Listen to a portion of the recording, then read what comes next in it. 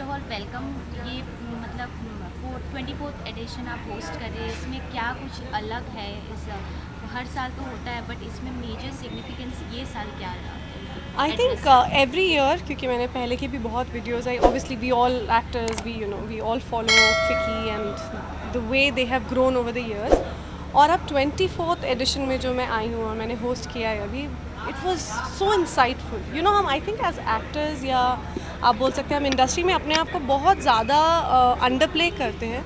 We are actually contributing a lot of money to the economy of our country. Entertainment, because pandemic के बाद जितना boom आया है हमारे इंडस्ट्री में, the way the content is being bought all over the world. Indian content is famous everywhere.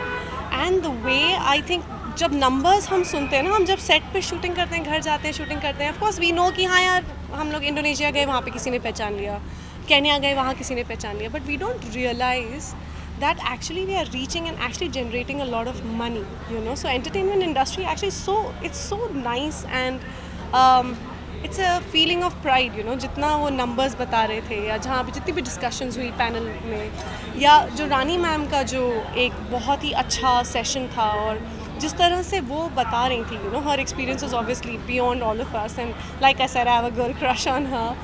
I think it's amazing. हम अपनी industry को बहुत ज़्यादा अंडरमाइन करते हैं, और एक्चुअली हम अपने नेशन के ही इकोनॉमी को कितना बूस्ट करते हैं। So we should give ourselves a pat on the back. After corona OTT platforms Yes. Over the top, तो आप कभी OTT प्लेटफॉर्म से हमें अभी नज़र आएंगे कभी इन फ्यूचर, क्योंकि आपके फैंस कनेक्टेड तो रहते हैं इंस्टाग्राम से आपसे? हाँ बिल्कुल।